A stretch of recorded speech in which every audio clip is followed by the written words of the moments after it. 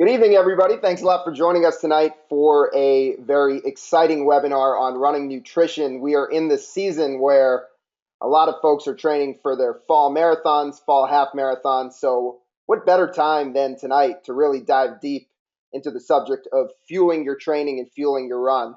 I'm Varun Sriram, thrilled to be joined by the man, the myth, the legend, Greg McMillan. Greg, how are you doing today? Great, thank you. Wonderful to be here. Fantastic. And Greg, glad you aren't a myth because you wouldn't be able to join us tonight. So let's talk a little bit about you, Greg. Been involved in the sport of running for a long time as an athlete, as a coach.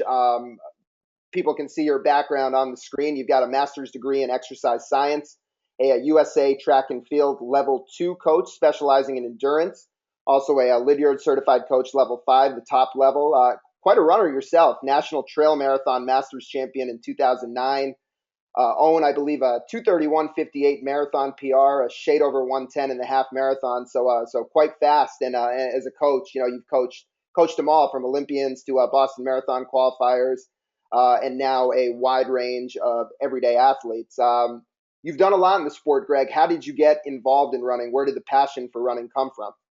Well, I was super active as growing up. I grew up in rural Tennessee, so we played outdoors a lot and we played all sports. And I think running was just part of what we did. It was part of transport as well as sport.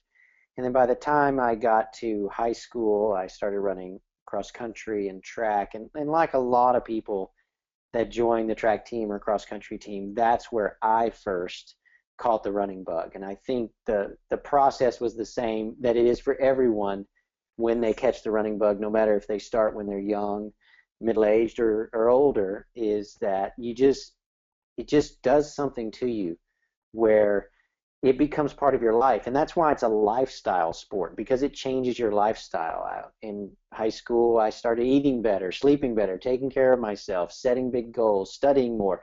It really has such a positive impact on your life. And so I really fell in love with the sport at that time. And really, it kind of set the path for my whole life, to be honest, was being on that cross country team and really falling in love with the sport. And I see that every day with athletes that start running, and soon enough, basically their world revolves around their running because it has such a positive impact in their lives. Fantastic, Greg. And then, at some point you transitioned, of course, from focusing on primarily on your own running. Well, I know you're still, we were just talking before this, still getting ready to train for a cross country series coming up in the fall. But now at some point you transitioned over to working with athletes and coaching athletes of all different levels. Where did that come from? That desire to coach and work with other folks to help them improve their running? Well, it was interesting because I was state champion in high school, which was really important. That was my first big kind of running goal. And then I ran in college. And in college, for undergrad, I was studying kinesiology, which is biomechanics and anatomy kind of blended together. And if you study anything in sort of the exercise science realm, people start asking you questions. And soon, you're just answering your questions based on your own experience or what you're learning in class. And then soon you're giving people workouts, and soon it's a training plan, and soon they're calling you coach. And so that's sort of how I got into coaching, was really just people asking me, and I just tried to provide the advice from what I was learning and what I was experiencing. And from then it just kept going, where I kept working with people, and I was really lucky to always be able to work with a wide range of athletes. I've always worked with some new runners just coming off the couch or out from behind the computer, a lot of us in the middle of the pack with our own goals, and then even some athletes at the front of the pack and even world championship and Olympic Games level. So really fortunate to work at all those levels, and that kind of kept me studying the sport to help myself, but then to help the athletes I was working with. And so it's just sort of continued. It was something I didn't necessarily set out to do, but maybe it found me as much as me finding it. But I'll have to say, like most coaches say, well, anyone that works with other people, it's so rewarding when you can help people achieve something that at one time they felt might be impossible. Well, that's a great segue, Greg, into what we're going to talk about today, because really what we're on here to do today is, hopefully help folks with their fueling and with their nutrition as they train for whatever it may be. And nutrition is always, I know as a coach, you get questions about nutrition all the time. Obviously with us, with UCAN, not just specific to the product, but just fueling in general. We're always getting questions from folks. And nowadays in the internet age, kind of the beauty is there's a lot of information accessible out there, but the confusing thing can be that there's a lot of conflicting information out there. So here's just an overview of what we hope to cover on this webinar today. We're going to start by talking about fueling for performance. We're then going to transition into fueling for fitness. A lot of people training for races may have a weight management, weight loss goal in mind. So we will talk about some of the things that impact that in your training. And then we certainly will talk specifically. I already see a lot of questions on this topic about how to use UCAN, and that will be something that we weave into the different elements of our discussion as we work through this. And then hopefully, time permitting, we will have a chance to take a few questions. But I have gotten a lot of the questions people have been sending in over the last week or so, the questions that people are sending in on the chat. And I do have a feeling that many of the questions people are asking, we will cover over the course of the next 50 minutes or so. So, Greg, let's start taking a big picture view at nutrition and really what runners have traditionally thought they've needed over the years and what's been recommended for runners. And that really is carbohydrate. Now, you do have an exercise science background and have studied nutrition. When you were coming up in the sport and learning about fueling for performance, what were the types of things that were being recommended and that you were hearing? Well, you could say that I kind of came through the Gatorade era, and that was when a lot of science started being sponsored to study what would help endurance athletes. And it was pretty quick that we learned that if you could provide some supplemental carbohydrate during exercise, people could perform better. And I think that we all know that. This was also happening at a time when overall health or nutrition advice was changing. And that's when there was a giant shift away from our kind of balanced diet to a real high carbohydrate diet. And so we were kind of taught that you had to have a very high carbohydrate diet as a runner, and you needed to supplement your exercise with these sort of fast-acting sugars that would propel you to higher and higher performance levels. And so that was sort of the mindset that we had at the time, was a pretty high carbohydrate diet, and then this idea of every 15 to 30 minutes you're taking in a fast-acting carbohydrate source to help fuel your performance. And Greg, it's saying what speaking to what you're saying from a sports nutrition standpoint. We've kind of seen this in the recommendations with a variety of the sugar-based fuel sources, where people are talking about 30 to 60 grams of carbohydrate per hour, which is in the range of 120 to 240 calories per hour. Some people are doing that even more frequently. So it's really, like you said, carbs on top of carbs on top of carbs. And even if we think about the foods that you see at races, or the night before races, it's pasta, it's bread, bagels in the morning, it's bananas, these so-called fast-acting or high glycemic carbohydrates that are really designed to give you that quick burst of energy. But for a lot of people, that creates some issues, and it really comes to one of the first keys to success that we're going to talk about today, which is stable blood sugar. So, Greg, maybe you could help us out by kind of defining what blood sugar is. What is stable blood sugar? What's blood sugar in general, and why is it something that people should care about? Well, this is where we got it wrong a while back, and that is that, like a lot of things, if something's good, then more of it's better, is our thinking. And we now know, in fact, there was just the latest research coming out showing that a really high carbohydrate diet has been directly linked to our rise in obesity, as we've just sort of overconsumed carbohydrate, missing the point that if you have excess carbohydrates, that gets turned to fat. There is a mechanism that happens, and that's what we're seeing in society in general.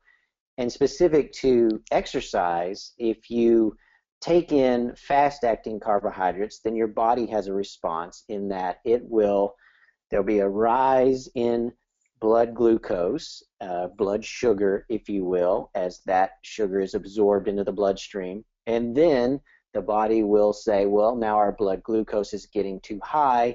We need to release insulin, and that will drive the sugar out of the bloodstream. And so then you get what we typically think of as this cycle of a peak and a valley, or a spike and a crash. You hear about it. And the problem in that, of course, is that we all know that that doesn't make you feel good.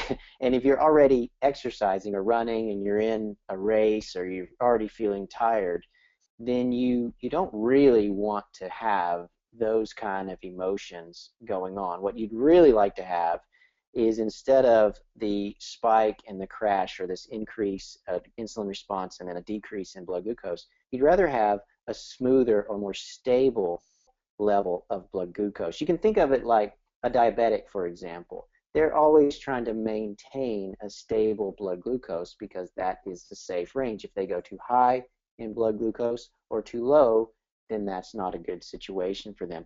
As we're exercising, and even as we're living, we want to make sure that we're avoiding these sort of really large intake of fast-acting carbohydrates because of the insulin response, and this crash, as well as overeating carbohydrates, leads to this buildup of fat in our body, which is not something we're after. And Greg, the nutrient, you said it, defined it really well. The nutrient, of course, that most impacts these ups and downs in our blood sugar is carbohydrate, and that's why sort of the quality of carbohydrate that we consume and the timing of carbohydrate becomes paramount, right? That's what's going to impact these highs and lows in blood sugar, and this is important from an energy standpoint. This is important from a health standpoint, as you talked about with obesity. These swings in blood sugar can cause obesity. They can lead you on the road to certain disease states like metabolic syndrome, prediabetes. So there's not just we are going to speak to this from a performance standpoint, but there's a huge health implication to all of this. And for a lot of the folks, the everyday runners who are listening into this, health is perhaps more paramount than performance. So this is kind of very important to consider from both angles. Now, And they are similar. They are the same, right? In life, we're trying not to have these big spikes in blood glucose with a drop after, and the same in running. Now, obviously, you have to fuel slightly different while you're exercising, but the concept is the same, that we want to make sure we can have a more stable blood sugar throughout our day and when we're exercising. So if we take it to the traditional approach of fueling for a run, which, just I'll play out a scenario, but this is probably something that a lot of people, and you included, Greg, myself included, we can relate to this because we've probably done this before. It's that classic example of have a bagel 30 minutes to an hour before you run. Then throughout your run, you're sipping on some type of sports drink. If you're more the energy gel person, throughout that run, you may have gel every 30 minutes, every 40 minutes. So we're really locked into consuming a lot of calories at frequent intervals in an effort to keep our blood sugar stable, right? That it's not simply that we need the actual calories to make it through the distance. We're really consuming calories in an effort to stabilize blood sugar. Right, because you're trying to catch the crash before it happens. And that's sort of why those intervals, the frequency of ingesting that carbohydrate has to happen. If you want to avoid that crash, then you have to pretty frequently keep putting in this fast-acting carbohydrate to keep the blood glucose high and kind of avoid the crash or the drop below. But of course, that can lead to a whole bunch of other problems too. And so I think most of us that have run half marathons and distances, where you challenge yourself in endurance, we've experienced where it's tough to be able to get in, take that frequent of carbohydrate without some negative consequences. And I think that's certainly why I first got interested in Generation UCAN was because my stomach and my body just could not tolerate the recommended way of taking fast-acting carbohydrates, say in a marathon. That did not work for me. I was not able to keep my blood glucose stable because mainly because my gut wouldn't allow me to absorb as much as I needed to, and that's something I know we're going to talk about in a little bit. So there's kind of a cascade of events when you try to sort of use a traditional method of getting in fast acting carbohydrates, and it can lead to this crash and fall. And I think on the slide there you can see that it kind of changes what the body will burn as well. And we obviously want it to be burning more fat and sparing stored glycogen and keeping a stable blood glucose as opposed to burning more, having that crash, that spike and that crash. So it's interesting how they go hand in hand. For a lot of people, like you identified, Greg, it's simply difficult from a GI standpoint, from a stomach standpoint, to keep up with the needs, the fuel needs, when you're constantly spiking and crashing your blood sugar, and you're forced to keep raising it back up because it's fallen low. And this can create what many people commonly refer to as bonking. And with bonking, a lot people often might think of it as glycogen depletion, meaning that they've run out of their stored carbohydrates. But a lot of times, bonking is actually tied into low blood sugar. Correct? A lot of people feel that feeling of bonking because of the drop in their blood sugar. Yeah, if you have a significant drop in blood sugar, then your brain will not be happy.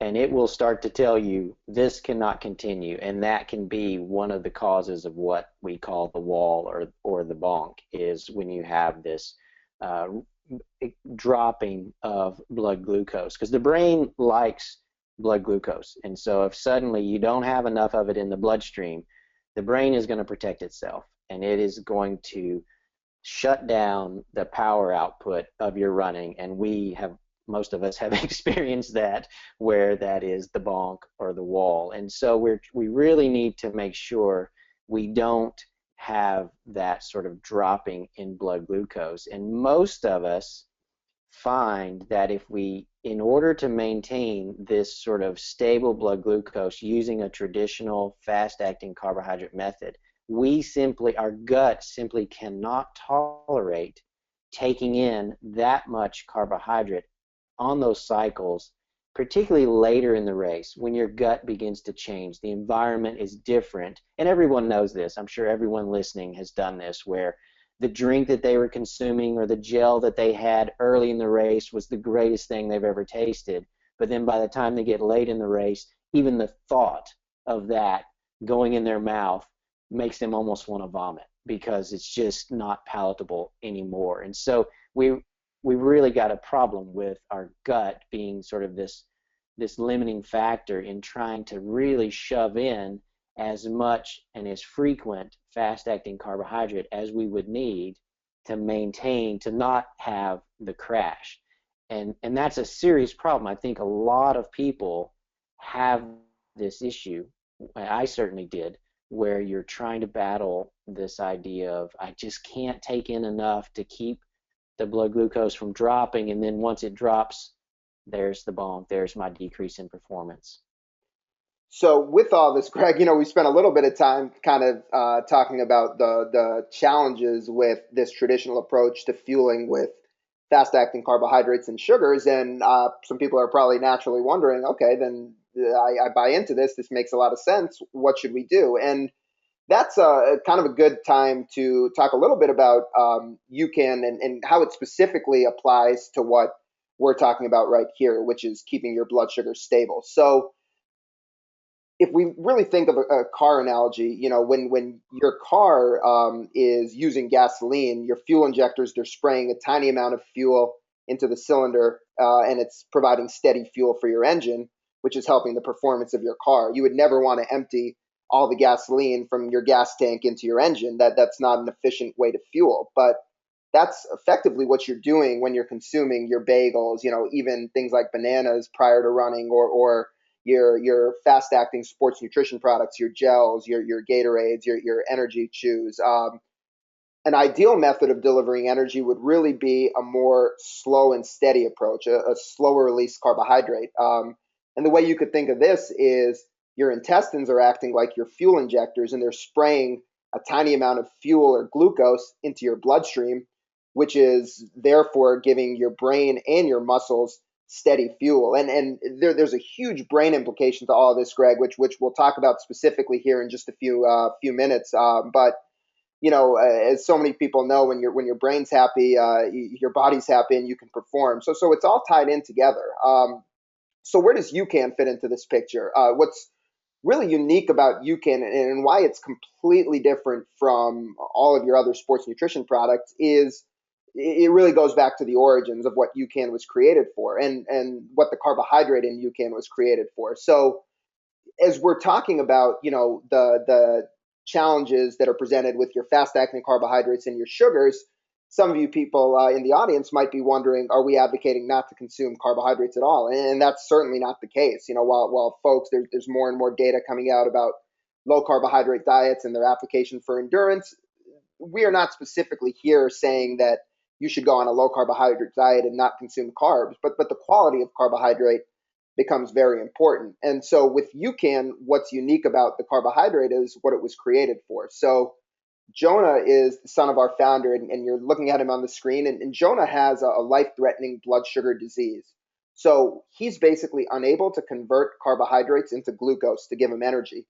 When a traditional, typical person eats a carbohydrate, their liver breaks it down into glucose, and it's able to deliver energy. But JONAH can't do this. He can't break down these carbohydrates. So it was a real catch-22. If he consumed carbohydrates, they'd get stored in his liver and they'd create health problems. But if he didn't consume carbohydrates, he'd get severely low blood sugar. And for JONAH, this severe hypoglycemia, which is what it's termed, would cause life-threatening seizures. So his energy would get really, really low, and this would result in seizures. And really what these kids found and their families found was that they were able to feed them just regular cornstarch that you buy at the grocery store, because cornstarch, it had a little bit of a different breakdown process from your traditional carbohydrates, bit of a slower breakdown. It wouldn't overwhelm JONAH's system, and it would basically give him the energy and the blood sugar that he needed.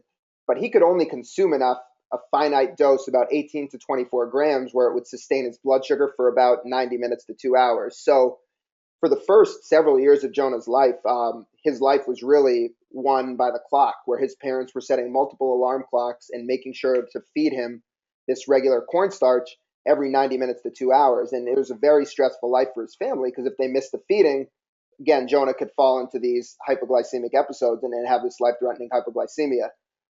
So JONAH's family, they really were proactive, because gene therapy for this disease would have taken years and years. It's a very rare disease, and in the context of all of the diseases that affect folks in this country, this is not one that there was a lot of research or work being done around because of how rare it was. So JONAH's family, they started exploring nutrition therapy, and they started looking at, essentially wanted to find the world's best carbohydrate, as they termed it. So in 2000, they started a foundation, and they started working with researchers from the University of Scotland, looking at all different types of carbohydrates.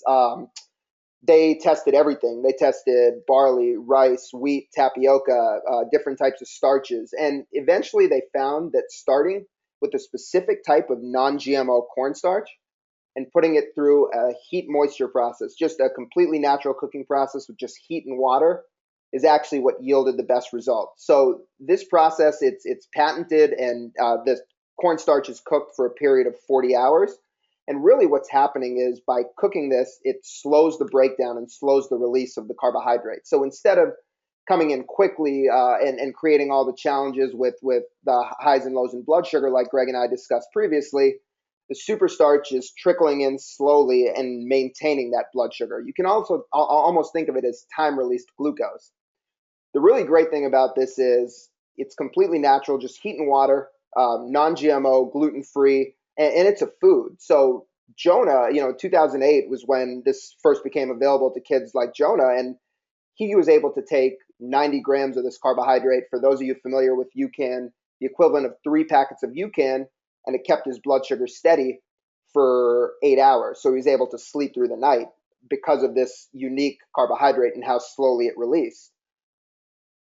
Around that time, we started wondering, what would happen if regular individuals who didn't have this disease took the carbohydrate? Because, as we talked about, there's such a huge benefit from performance to health to the stabilization of blood sugar. So theoretically, there was a lot of need and application for a carbohydrate that maintained blood sugar. And where we first started was really in the endurance world with runners, triathletes, distance athletes. We wanted to gauge what impact a carbohydrate that maintained blood sugar for a long period of time would have on these folks. So we started contacting various dietitians and researchers, and a lot of them were really intrigued. As Greg said, a lot of folks told us that right now we're forced to take in some type of sugar-based product or gel or drink every 20 minutes, every 25 minutes. It's simply in an effort to maintain our blood sugar. But if you have something that's doing this on its own, then this is really what we're looking for. And what we wanted to test against was maltodextrin, because maltodextrin is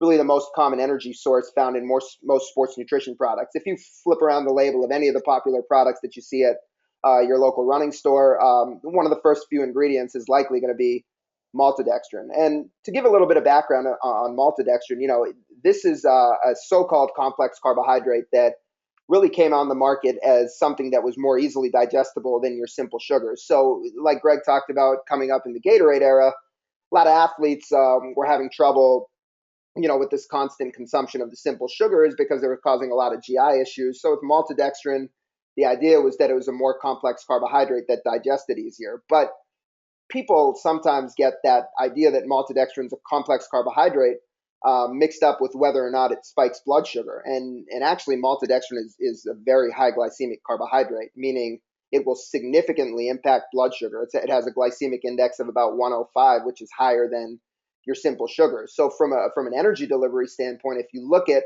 most of the products with maltodextrin in them, what are they talking about? They're talking about rapid energy, which really means a spike in blood sugar. Well, we've already talked about all the problems that spiking your blood sugar can create, which sort of can give you an understanding of why a lot of people have trouble maintaining their energy when they're using these traditional maltodextrin-based products. And what's also interesting is you flip around the label of most common nutrition products, and maltodextrin isn't going to be counted as a sugar on the nutrition facts label, but in terms of the way it behaves and in terms of the impact it has on your blood sugar, it's just as and perhaps even more of an impact negatively on blood sugar management than your simple sugars.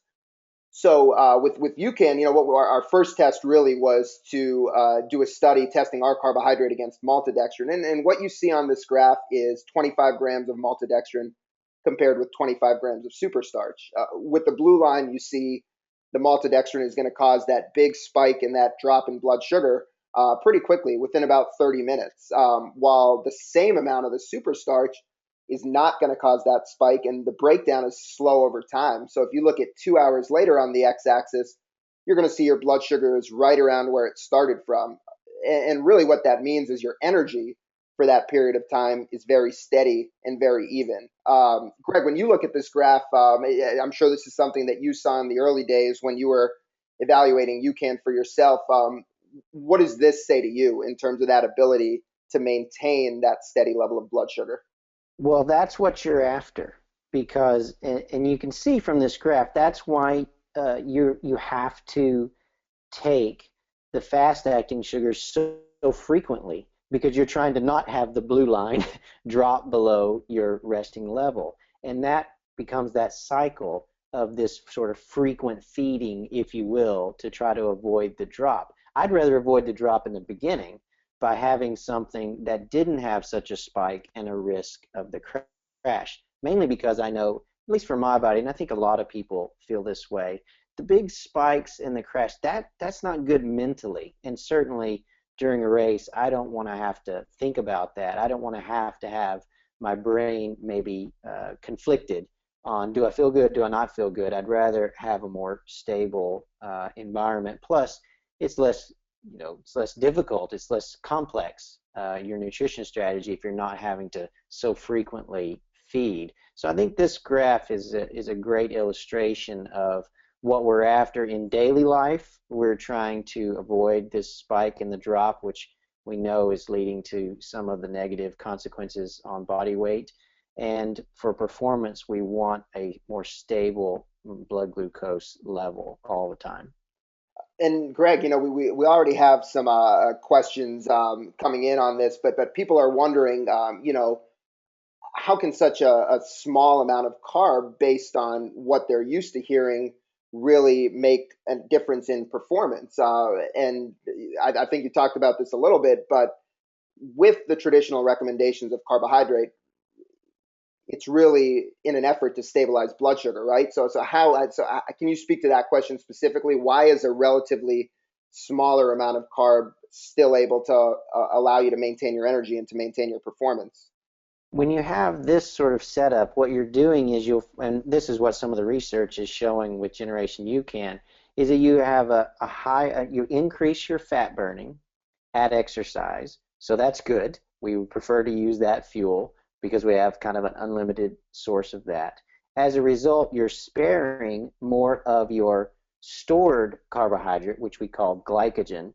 So you're sparing that, so essentially you're not going to empty that tank as much. So that tank is there to help fuel you as you go. So if you kind of remove the blood glucose from the entire thing, we probably are in a good position in our muscles to perform at the level we want for our races, because we've got plenty of stored fat there and we've got a pretty large tank of carbohydrate if you use it sparingly. And so you don't have to ingest a lot of carbohydrate to fuel the running, if you will, because a lot of that is just simply trying to maintain this blood glucose level and is somewhat separate from the carbohydrate that is primarily being used. Now, you certainly do use some carbohydrate from your bloodstream to perform, but the amount that you're taking in by the normal recommendation has a lot to do with trying to maintain blood glucose levels, as opposed to what is kind of where's the fuel coming from to build energy.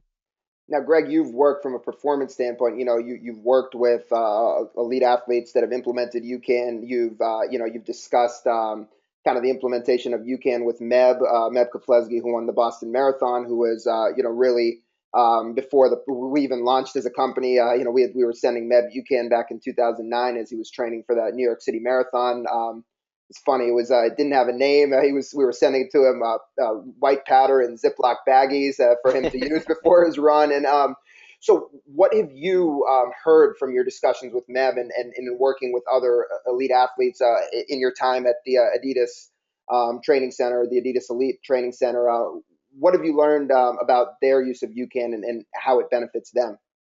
Well, it's the same for everybody, really, is that they're trying to have a less complicated nutrition strategy for race day. That really is nice if you don't have to worry so much about your nutrition. It's a simpler sort of thing. They love that they seem to have steady energy as opposed to maybe the spike in the fall or this fluctuation in energy for sure. And Meb talks a lot about how it has smoothed out his training and it has smoothed out his racing because of, I think, the way his body essentially isn't fighting the nutrition he's giving it. The nutrition he's giving it works with his body, whether it's at sort of rest, non-exercising, as well as when he's training and racing. And I think that's sort of the concept overall, is that we're trying to have a nutrition strategy that's simple and works with the body, doesn't sort of complicate or upset the normal sort of homeostasis or balance that we try to have. And that's why a lot of the athletes that I work with are moving toward an overall dietary strategy which avoids a lot of fast-acting carbohydrate in their regular daily life, which is a challenge in the U.S. because we have so much sugar in so much of our food. And then also when they're looking at their nutrition for during their exercise, they're trying to find something that doesn't involve such a complicated strategy of so frequent of feedings, or it doesn't create this sort of spike in the crash, because that's what we're trying to do, is trying to keep the brain happy. It ultimately is what we're trying to do with exercise. You have to fuel your muscles, but we're pretty good if you do the right training, give it a little bit of nutrition, you should be fine. But you've got to keep that brain happy, and unfortunately the mediator between those things often is the GI system, and so that's why having a less complicated nutrition strategy, something that's easy on the stomach, really seems to help athletes of all abilities. So, Greg, coming back to your keys to success, and you know, I kind of we surmise this might happen, but really the reason we started with stable blood sugar is, frankly, it's something that's going to impact all of these. So, one of the things that I just want to talk about a little bit was an improved ability to burn fat, and you talked about this, you know, early on when you're talking about the role of insulin, and so when you get those rises in blood sugar, you get a rise in this hormone insulin, and when your insulin's elevated, your body's gonna be more in fat storing mode than fat burning mode. Now, from a UCAN standpoint, what we see that's so unique about the SuperStarch is because of that slow release. Again, if you look at the red line on the screen, because UCAN is not going to cause those blood sugar spikes, the body sees no need to produce insulin and to cause a big rise in insulin. So it's almost where, you know, I tell folks this all the time, but UCAN's not, it's not some magic secret that you know, stimulating certain enzymes. It's really something that's allowing your body to do what it wants to do during exercise, which is burn fat. So I think, Greg, you said it really well, you know, when you were talking about Meb and some of the other elites, where they're trying to consume something that's not interfering with what their body's naturally trying to do in training, which is burn fat. And that's again where UCAN really comes into play by that slow release and by that ability to keep your insulin low. It's allowing your body to freely burn fat throughout exercise. So when a lot of people are asking, right, how can you get by on such little carbohydrate, relatively speaking, it's really because you're utilizing more of your fat calories for fuel. So we've always thought of energy as what we consume, the calories that are coming in, because with the traditional fast-acting carbohydrate, that's really what we're forcing our body to use as a primary source of energy. But if you have something that's giving you that steady glucose and not inhibiting your ability to burn fat, you're going to feel that consistency and energy, in the same manner. And it's one thing to say that, but what have you felt? You know, I'm sure when you, or maybe you weren't skeptical, but when you were first kind of presented with, this 110 calorie serving of UCAN can really maintain your energy for a good 90 minutes to 2 hours when you take it before your run. What did you think? Well, I mean, we talked about this when I was in graduate school, that your ability to burn fat is a trainable adaptation. We know that. That's something that occurs very quickly when you begin an exercise program, is your body will get better at burning fat for energy. We're sort of designed to do that. At low level exercise, we're really good at burning fat for energy. As you get more and more intense in exercise, then we have to start using our carbohydrate stores to provide that additional energy. So when we're running, we're sort of like a hybrid car. We're using a part fat and a part carbohydrate for our energy. And what you're trying to do, of course, is use a greater proportion or percentage of your energy, get that from fat as opposed to our limited carbohydrate stores. There you go. Perfect segue there. So that's what we're trying to do. And so I knew that going into it. But we were kind of just the marketing. I think, we always talk about sports marketing and how it's sort of changed nutrition. And so we were just sort of overwhelmed with this idea that you had to consume so many calories, so much carbohydrate. But there's a lot of people now, and certainly with the more focus on clean eating or paleo or low carbohydrate, high fat, a lot of diets now are cleaning out certainly the fast acting carbohydrate, a lot of the carbohydrates that we would typically deem not desirable. People are seeing that just overall they're able to burn more fat at their exercise intensities. And so it made sense to me that it could work, but the proof was in the pudding. The proof was, okay, let me take this and then go do some runs that normally I would, I'd require more carbohydrate or more frequent feedings. And how did I feel? And I felt better. I didn't have sort of the issues. Certainly, I didn't have the GI issues, and I didn't have sort of the mental sort of highs and lows. And so, I felt like I understood the potential of Generation UCAN, but I needed to try it and see. And then I thought, well, I think this is working. Let me keep, dialing it in for me, and it works. And I think, everybody's individual. Everybody has to try and figure out their own nutrition routine. But if people are struggling with either GI issues from trying to have such frequent fast-acting carbohydrate intake, or they're finding that the sort of spike and crash or the bonk or this really sort of low energy at the end of races is becoming an issue, then this could be an answer for them as well. They should at least, try to clean up their diet, begin to remove a lot of the fast-acting carbohydrates, and try to implement a nutrition strategy during exercise that focuses on this concept of a little bit more stable blood sugar and avoids this spike in glucose, spike in insulin, is sort of what I felt about it. And we know it works. We know the concept works, that if you can burn more fat, spare more glycogen, you can perform better. And so it's just a matter of giving that a go. So one of the questions, Greg, and as we come back to your keys, this ability to spare glycogen. One of the questions we've had a few folks ask here is, muscle glycogen depletion later in the race. And one of the things when we're talking about this stable blood sugar and teaching your body to burn more fat, what impact does this have on your muscle glycogen, which is your stored carbohydrates? Yeah, you want that tank to be accessible later in the race. And so what happens typically is if you're burning too much of the stored glycogen and you're burning too little of fat at your race pace, you are depleting that tank. And so when you get to the end of the race where you really need to call on those stores, they're not there.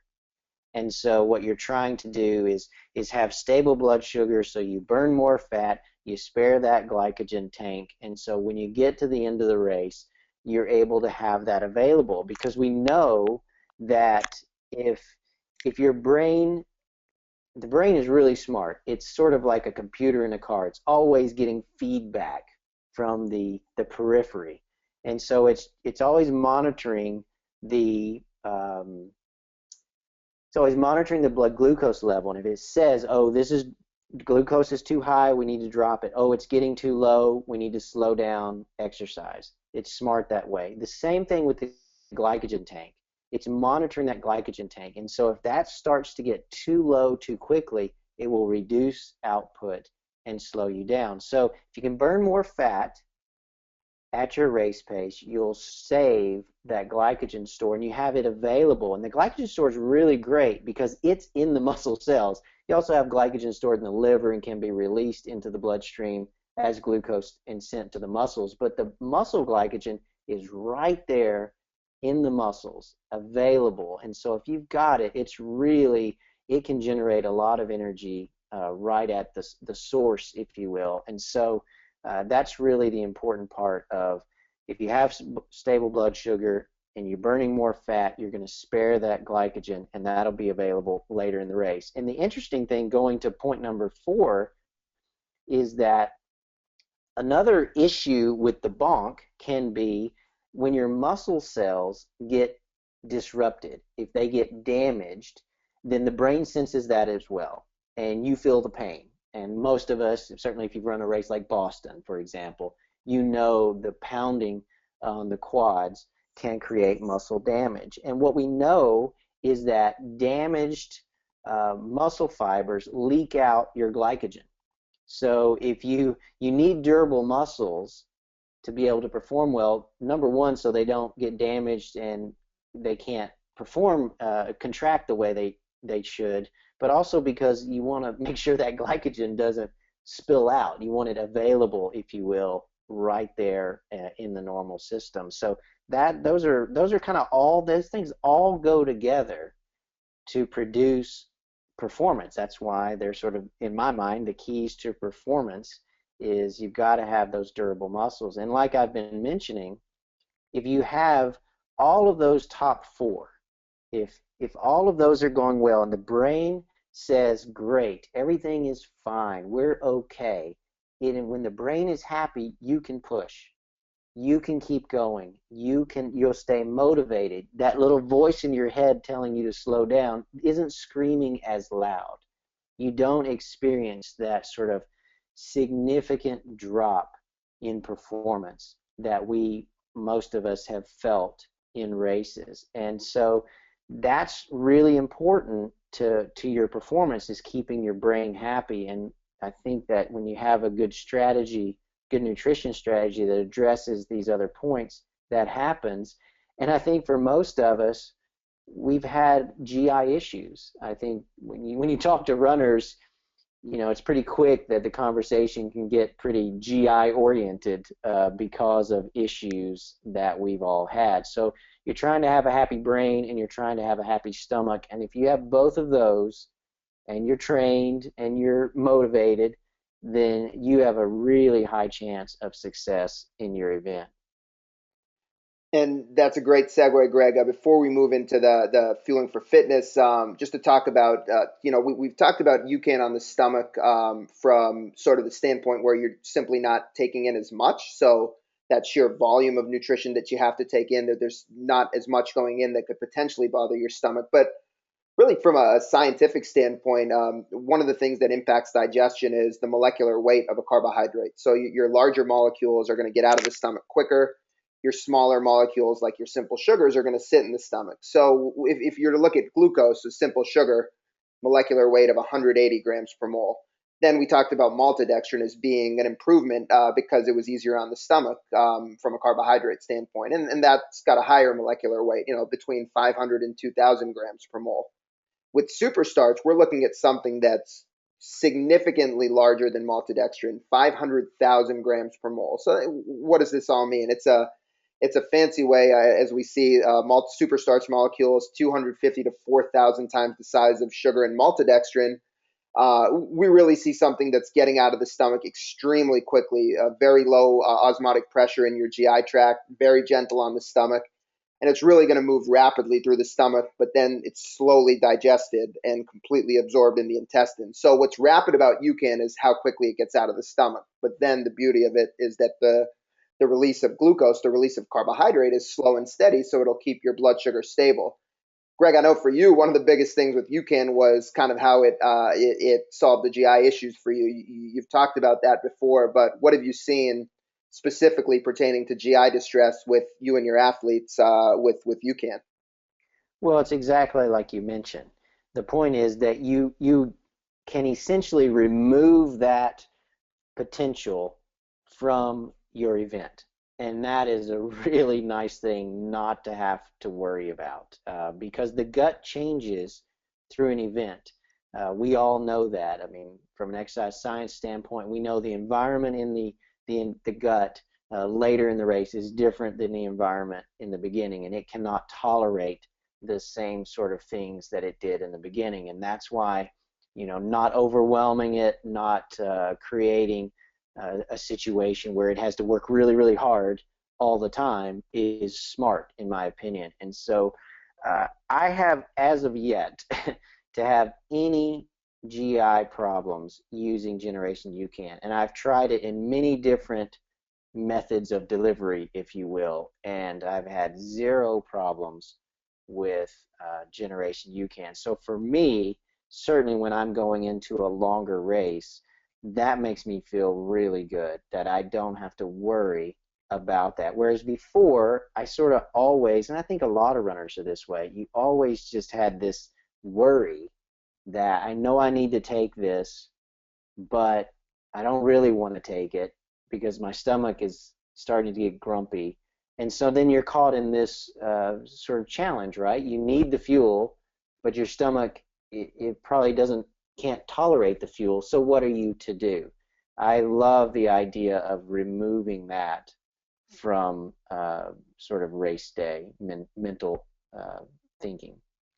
So, Greg, with that, because of just the high volume of questions that we have specifically from people about how to use UCAN, I kind of want to move a little bit into that portion of the discussion, and then we can certainly tie this in a little bit to the fueling for fitness and the application of UCAN for fitness and how to fuel for fitness. But if we look at UCAN from a product standpoint, there's essentially four different products. Now, the three of them, the UCAN fuel that you see on the screen, the UCAN with protein, and the UCAN snack bar all contain the SuperStarch carbohydrate, which again is the carbohydrate that'll keep your blood sugar steady.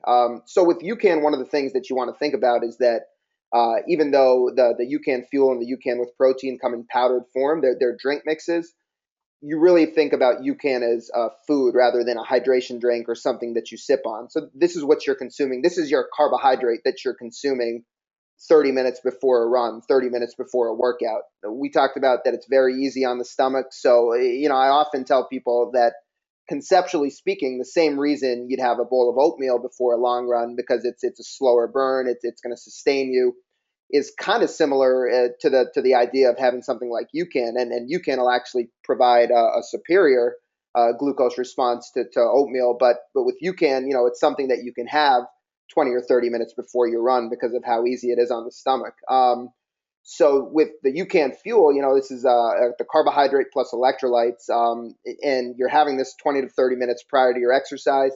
You want to mix it with about 8 to 12 ounces of water and give it a good hard shake. Now, if you're looking at the single serve packets, it's about 110 calories per packet, and that's going to give you about a solid 90 minutes to 2 hours of that steady energy. So let's talk about using UCAN pre-run, Greg. What exactly, and it might be pretty simple, just the way I described it, but how are you using UCAN from a daily training standpoint to fuel your runs? I've used it in a couple of different ways, and it depends on the workout or the length of the run, obviously. But I find that I can get about an hour to an hour and a half of fairly like moderate to moderately high intense running on, I have plenty of energy with one packet of Generation UCAN. So if I'm going to do a long run that's 2 hours or 2.5 hours, I might mix it as two packets before the run, and I'll drink that starting at an hour before and finishing about 30 minutes before I'm going to start that run. I've also done it where I've had one packet before and then sipped on Generation UCAN during sort of a more traditional feeding, if you will, of every 15 to 20 minutes, taking a little bit. That has worked as well. I'm starting to like, taking a little bit more ahead of time as opposed to taking more frequent during. Again, just because I think it's less complicated. So, but everybody needs to experiment a little bit and kind of see, and how you use it will vary based on the type of exercise that you're doing. But for most of us, I mean, most of the people that I talk to, they can get an hour to 2 hours out of each packet. So then you just look at how long you're going to be out there, and then you know how many packets you can take before, and then based on, if it's a 2 to 3 hour run, then usually you can take one or two or potentially up to three packets before. But other times that might be too much, so then you would have fueling during, where you would take some at maybe 30 minutes or an hour into exercise. You would have another bottle or a gel, if you can mix it thicker like a gel, you would take that. So I don't think that there are, because everybody's unique, you need to do a little bit of experimentation. But for me, at least, it has been very successful for most of my runs, because most of my longest runs, except for when I'm specifically getting ready for a marathon, would be 2 hours. And so for that, I'm really good with 1 or 2 packets, finishing about 30 minutes before um, the time. And I will say, it's a good idea to mix it really well. Sometimes I'll mix it with warm water the night before, then that allows it to sort of dissolve fully, and then I'll put it in the refrigerator and have it so I don't have to worry on the morning of the run or certainly race morning. So you'll have to experiment a little bit to see what works, but I think most people are finding that um, consuming it before is ideal, and then if they need a little bit extra, then they can have some during. And if you're going to have some during, then you have to figure out, are you going to carry? I like to carry during longer events because then I'm in control of my nutrition. But everybody has to kind of figure out their own routine. We have a few questions here, Greg, about asking should you combine UCAN with food? Should you take UCAN on an empty stomach? One of the things I'll say, and then I'm curious as to how you approach this, is that for UCAN, you really think of UCAN as your carbohydrate. So if you were traditionally going to have a breakfast before a long run of some type of a bagel or a piece of toast along with some eggs, then you might say, well, I'm going to have the eggs, and then instead of the toast or instead of the bagel, UCAN is my carbohydrate. So UCAN is giving you energy. Now, the UCAN with protein also contains the SuperStarch, which again is the unique carbohydrate that's keeping your blood sugar stable and giving you that steady energy. So we do have people opting to take the UCAN with protein prior to a run. That protein will help curb hunger in the stomach. For a lot of people, they like that before a long run. They get that protein in there to curb hunger. They get the slow release of the SuperStarch to keep their blood sugar and energy steady. Similarly, the UCAN snack bar also has the SuperStarch, protein, fiber, and fat. So the UCAN snack bar is something, again, that you could try prior to a run if you want some of that protein, fiber, and fat to help curb that hunger. How do you approach it, Greg? If you're doing a longer run or a longer workout, are you eating along with having UCAN? Are you just having UCAN on its own? How do you go about deciding that? I'm just having UCAN on its own because I've found that if I have a regular breakfast, it sort of interrupts the flow of what I'm this stable blood glucose. It introduces another potential issue. So for me, I've found that I don't need to have any other breakfast. I can just have degenerate. This is what I mean, you don't want to, we're not trying to oversell it or anything, like a miracle cure or anything, but I think that's what people are finding is that they have to change their paradigm a little bit when you start using something that's sole purpose is to maintain stable blood glucose, in that you don't have to consume as much food to fuel you through the same level of activity because you're going to have a stable blood glucose level. So as a result, I don't have breakfast before long runs. I just have the Generation UCAN. And you have to experiment to see if that works for you. But if you can do it, isn't that nice? Not to have to worry about all this other preparation and GI complication. If you can just have um, something that's simple like that, and people need to experiment to see uh, what works for their body. But most people that I find when they start using Generation UCAN, they're able to eat less because UCAN is providing the stable energy. And as a result, they're consuming fewer calories, which typically is good if you have weight loss goals, and it's less complicated. So I think that trying it without having breakfast is have it be your breakfast because it is food. I think is a good strategy for people to start with, and then they can find, do I need to add more? Do I need to add some other food along with it?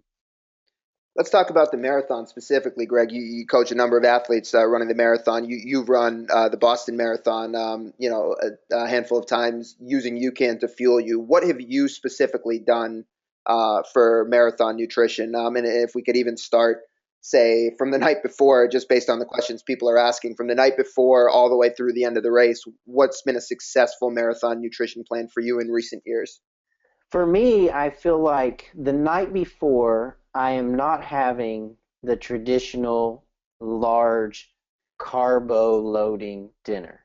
I'm typically having a very balanced meal that would have protein and carbohydrate and fat. And it would be things that I know will digest easily and keep me satiated through the night. I don't know if other people are this way, but for me, if I have a big plate of pasta, I feel like I'm hungry 2 hours later. And I don't want that. I don't want to wake up in the middle of the night hungry when I'm getting ready for a marathon. So I'm typically having something that has good fat, good protein, and some carbohydrate the night before. And then the morning of, the focus is on the Generation UCAN. Now, a race like Boston is different because you don't start until later, so you have your regular breakfast, you've got time, and then you have your Generation UCAN. But most races that begin earlier in the morning, the focus is on what is the Generation UCAN I need before going to the line. I like to start drinking it about an hour before the event, and I stop. I try to finish the bottle at least 30 minutes before the event. That gives me time to go to the bathroom and do all of that, and that seems to work very well. Like I said, I've done one serving of one packet beforehand and then sipped on another packet throughout the race every 15 or 20 minutes, and that has worked well. More recently, I've been experimenting with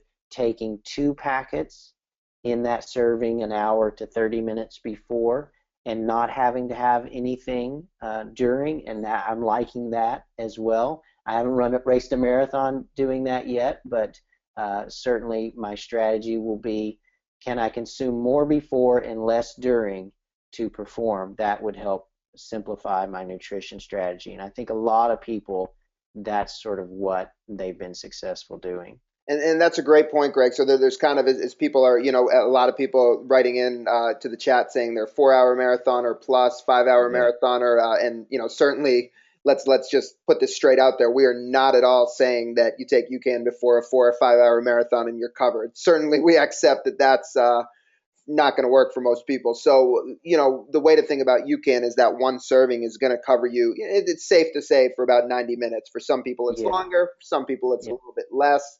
But yeah, for a lot of you folks asking, I mean, taking those two packets before, like Greg just talked about, and that Greg's been playing around with, that will for a lot of people get them through 2.5 to 3 hours. And then at that point, Greg, you, I believe when you carry UCAN, you're using a fuel belt, correct? Or you've used in the past a fuel belt and kind of had it in two of your fuel belt bottles on the run. Exactly. I like to carry. I like having my nutrition. I like being in control of my own nutrition. And so I like to carry. And that's really important if you can't ingest enough to get you through your entire event. You need to have some on board, if you will, that you can take along the way. And as we mentioned, you want to take it about 30 minutes before you need it. So if you find that one packet gets you 90 minutes and you feel great, then you want to be taking it at about an hour into your race so that by an hour and a half, you've got the next sort of, it's been absorbed and it is stabilizing your blood sugar. So it doesn't matter if you're a 2 hour marathon or 3 hour, 4 hour, 5 hour, 6 hour. You're just simply saying, okay, how much energy, how stable can I be from a blood sugar standpoint on each packet? And then that tells you how many packets you're going to need. And then you experiment with how many can you take beforehand, and then how many would you need to take during. So again, you can bypass, I just don't like the water stops in races. It's just like a traffic jam of everybody trying to do stuff and drinking out of the cups. So I'd rather run through right down the middle of the road with my own stuff, drink on my own time. And so you can easily carry enough to get you through, 4, 5, 6 hour marathons should be no problem when you have that strategy of carrying with you.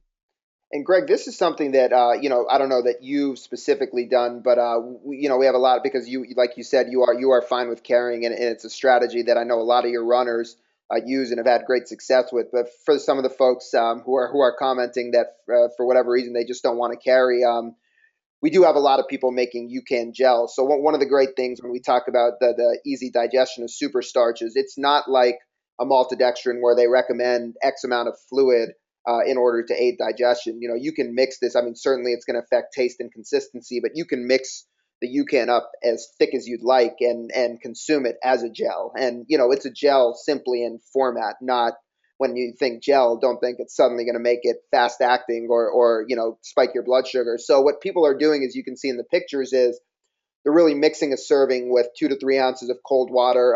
You're going to want to beat it pretty well, either with a spoon. Some people put it in a blender and kind of smooth it out that way and transfer it into either a plastic Ziploc baggie, as you see there in the middle, or this is one such brand that a lot of UCAN users have told me they've had success with, which is the soft flask. It's a little more squeezable than a traditional, harder gel flask. So that's really a portable and convenient option to make and carry UCAN as a gel, and that's something that a lot of folks are having success with. Any input there, Greg? Have you? Yeah, I love that. I love it because again, it's food for your performance. So it's just how are you going to mix your food?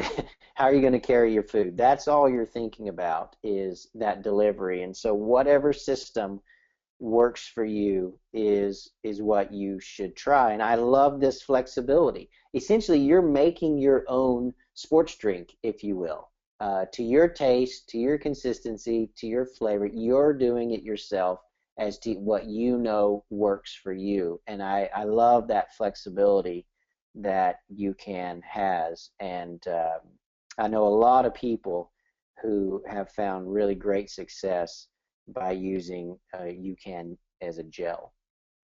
Now, one of the other things that we talk about, Greg, is this kind of from a excuse me from the type of UCAN you use to make a gel. I mean, we had somebody just ask a question: can you use the UCAN with protein, the other UCAN? And it's really the same thing here. For some folks, they've had success using the UCAN with protein as a gel because they might get hungry in the middle of the race. And the UCAN with protein, it's if it's a scoop, it's about 8 grams of protein, a packet 13 grams of protein. So for a lot of people, it's just enough of that protein to help curb hunger. And as some of the ultra athletes who are on this webinar are asking us about UCAN for ultras, that's where the protein with UCAN is really going to come into play during because it's when you're out there for a really long time. I mean, certainly a lot of people are supplementing with real food, but also having the UCAN with protein is helping curb some of that hunger. But one of the things I wanted to ask you as well, Greg, is what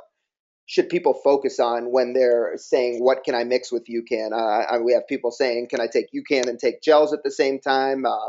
People are asking about different hydration products. You correctly said that you want to think about UCAN as a food. It's fuel. Even though it's a drink, you're not thinking of it as doubling as your hydration. That UCAN does have electrolytes in it. It's got sodium and potassium in it, and a good amount. About 180 milligrams of sodium, 140 milligrams of potassium per serving. But what should people consider when they're consuming other things in conjunction with UCAN? Well, I would encourage everyone to remember that they're an experiment of one. And so your nutrition strategy, just like your training strategy, you have to experiment a little bit and see what works for you. But remember that the best thing you can do is have a very simple nutrition strategy. So start with just having Generation UCAN and start by mixing it in these different ways that we've talked about, whether it's one packet before and then supplementing during, or it's 2 packets before and maybe 1 packet during, or make it into a gel and figure out how you react to that. Because I suspect that you will find that you don't need anything else. But you may, everyone is different, And so then if you do, you can introduce something else. But again, we want to be careful not to spike the blood glucose. And so a lot of times I know people are taking other carbohydrate sources because their brain is unhappy for some reason, or maybe they have caffeine in that source, or different reasons. And so I just encourage everybody to start with Generation UCAN as your base, if you will, and then you can supplement later, but first experiment to see kind of how it works for you. Find out sort of the limits of it before you begin to introduce something else which could potentially disrupt what we've been saying we're trying not to disrupt, and that's that idea of stable blood glucose. Absolutely. And, one of the things as we look at the graphic on the screen to consider is that if you are mixing other things with UCAN, I mean, I think what Greg said is by far the best approach to start with, which is treat your body like a laboratory. You need to do that in your training to understand what works best for you. But the thing that we always tell folks is if you are going to mix in fast-acting carbohydrates or sugars, and different people have different reasons for this, then you kind of want to let the UCAN run its course and then switch over. So don't have UCAN and then have a gel every 30 minutes, right? You're putting things in your system that are working in different ways. But if you were to have UCAN and you simply, for whatever reason, didn't want to carry it, or we have some, say, 3 hour and 30-minute marathoners that'll do what Greg's been playing around with and have 2 packets of UCAN before. It'll get them through 2.5 to 3 hours, and then they'll take one gel, kind of whether it's mentally or they actually need it just to give them that boost through the latter few miles of the race. That's more the way to approach it. So you kind of let UCAN run its course, and for a lot of people, that's still a huge benefit. There's that idea of if I can cover 70 or 80% of my race with my nutrition up front, and I'm not spiking my blood sugar and consuming calories consistently throughout the majority of my race, that's going to be a huge benefit at the end where my gut's not as bloated, where I'm not as prone to the bonking and low blood sugar. So that's certainly a way to consider it. Now, Greg, I know so much of the work that people put in to become more efficient, to become better at burning fat. This is not happening on race day, right? It's like the notion of you can't really. I unfortunately learned this the hard way back in my school days, but cramming for a test doesn't really work, right? And similarly, you can't suddenly make all these big gains, or your body can only store a finite amount of carbohydrates. So it's even like a lot of people are now questioning the idea of carb loading. But just talk a little bit about UCAN as a training tool and as something that's going to make you more efficient in your training. How important is that? Well, that's important as well because we know from the research that if you take Generation UCAN, you'll burn a higher percentage of fat when that's something we definitely want the body to be doing for sure. And we just want to make sure that you have to, because you're an experiment, you have to play around. That's what all the preparatory training is for, is to dial in your nutrition.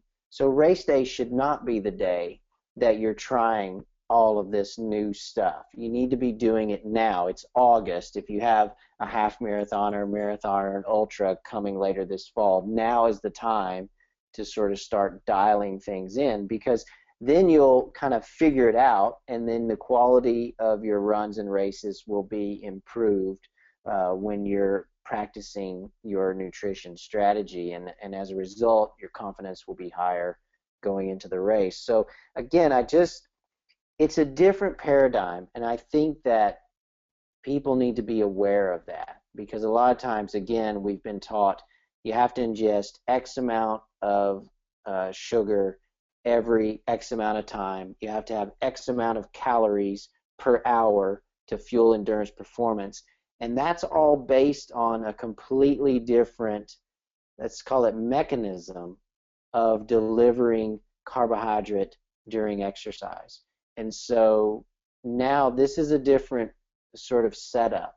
And so you have to almost throw away, you can't apply those same recommendations or guidelines to this product because it's different. Does that make sense? Because I feel like sometimes that's the confusion, is if you see, oh, well, I'm not taking enough calories and I'm supposed to get in this amount of calories per hour in order to perform well, then there's a disconnect. Or I'm supposed to ingest something every 15 to 20 minutes or take something every 30 to 45 minutes. Now I'm not doing that. What does that mean? And again, you just have to, if you're curious, get some, try it, see how you feel, be very attentive and attuned to your body, and then adjust and figure out what works for you. That was exactly what I did. I got some, I tried it, I said, okay, I learned this from this run.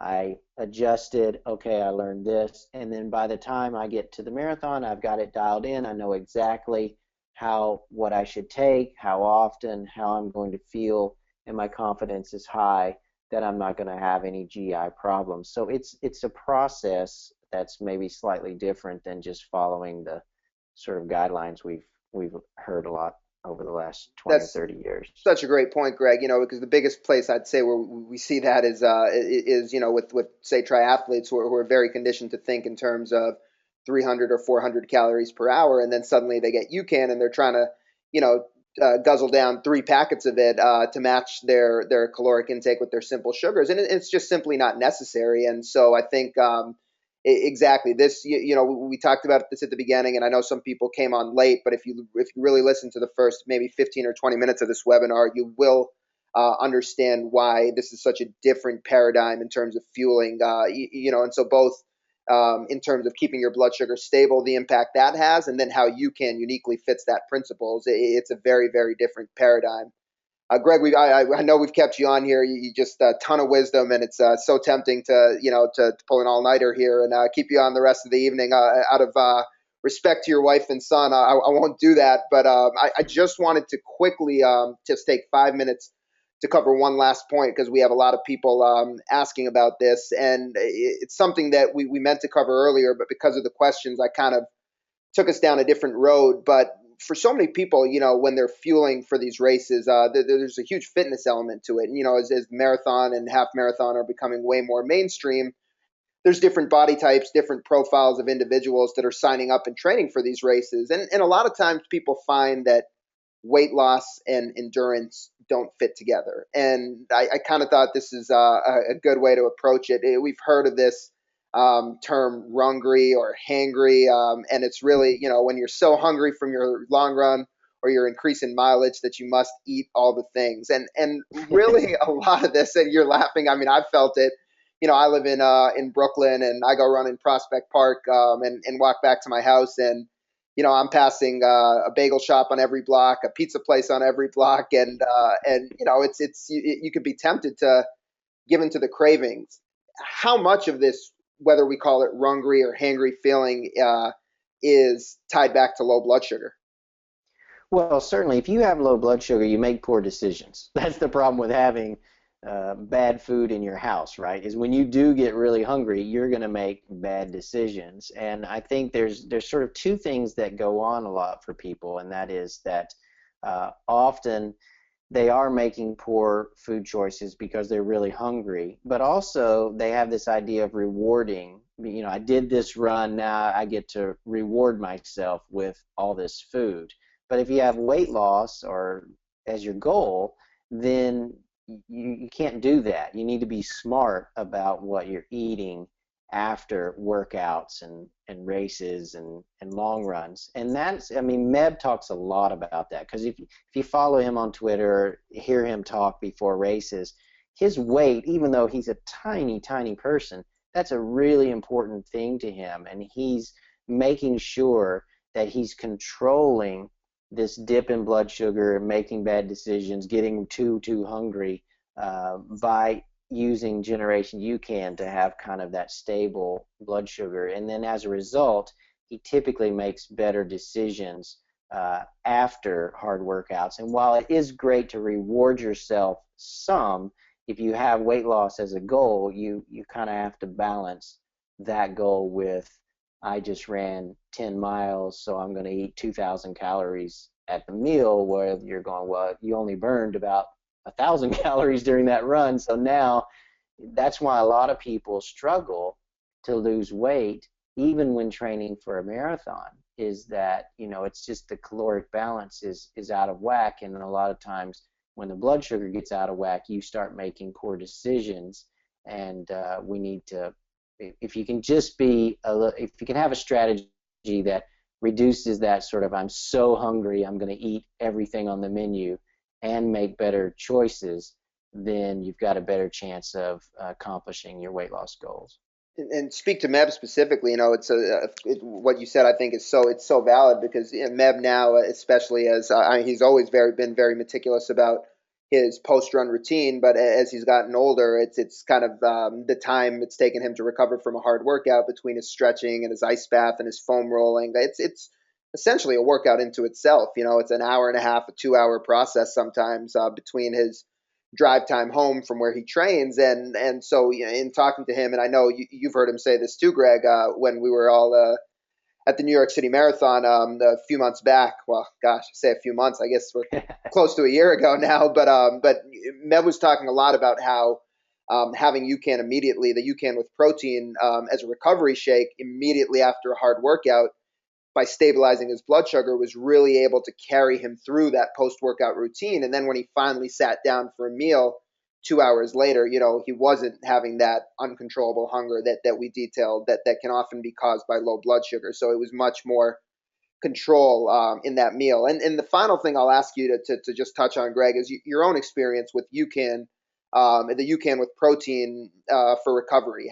How have you used it for recovery, and what's the benefit that you've seen? Just as Meb, I think just as most people, that is having it available for immediately after, so that I can buy some time between getting from finishing the run and the other activities that happen after to the meal. Buying some time so that you're not really, really hungry by the time you get to that meal. I think that is a smart strategy. And most people, I mean, luckily that's sort of gotten through people's heads now, right? You need something kind of available immediately after, so that you're able to sort of keep the system happy and buy some time until you get to the meal. And particularly if you're trying to have some weight loss goals, you want that meal to be a quality meal, and not uh, the super fudge home run IHOP meal. The super fudge home run I hope. And it does sound tempting when you put it that way, but if can certainly cannibalize those fitness and weight loss goals. And even we look at something like chocolate milk, which has been touted more and more as kind of that optimal carb to protein ratio. But we look at something like chocolate milk with 20 to 25 grams of sugar. If weight loss is a goal, or even your common carb protein drinks with 20 grams of maltodextrin, if you're spiking your blood glucose and spiking your insulin post workout, then certainly your body is going to go more into that carbohydrate mode than fat burning mode. And people are asking on the webinar, don't you need after a tough workout when your glycogen's depleted, don't you need that rapid glycogen replenishment? Don't you need those sugars? What would you say to that, Greg? I would say yes, if you are, or if you're doing a really hard workout and you're concerned that you have another one coming soon, and you want to take advantage of that time, yes, then you need to have, in addition to what we're talking about here, it's okay to have some faster acting carbohydrates. But if you have weight loss as your goal and you're not doing a hard workout anytime soon after, then you don't have to go that route. So again, you need to think about, what are your goals. So yes, if you're a high performance athlete, you're doing a hard long run on Sunday, and then you're going to do a track session on Tuesday, yes, you probably want to include a little bit of a faster acting carbohydrate in that first 30 minutes. But if you have weight loss goals, which a lot of us have, and you don't have a big workout, something intense, carbohydrate depleting workout coming in the next few days, you don't necessarily have to have that fast acting carbohydrate to quickly replenish those glycogen stores, because you have time to do it over the next few days. So again, think about what type of person you are. And if you have weight loss goals, then you definitely want to make sure you are reducing your fast acting carbohydrate intake and trying to keep blood glucose stable and not have any spikes in insulin.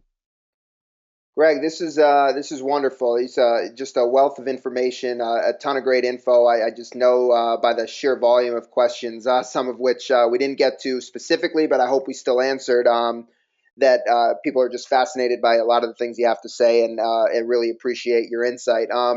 Just a couple things for everybody who's kind enough to join us tonight. You will be getting a recording here in the next, say, hour or two with a full replay of this session. So I know we covered a ton of information, probably a lot to digest. Hopefully, the information digests as easily as the UCAN digests.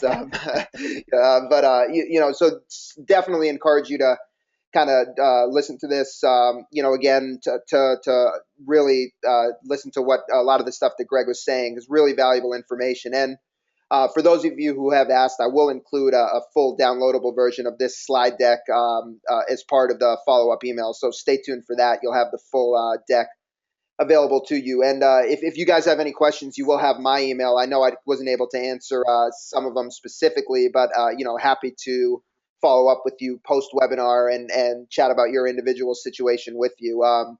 So with all that, Greg, before we let you go, what's up next for you? What are the McMillans training for right now?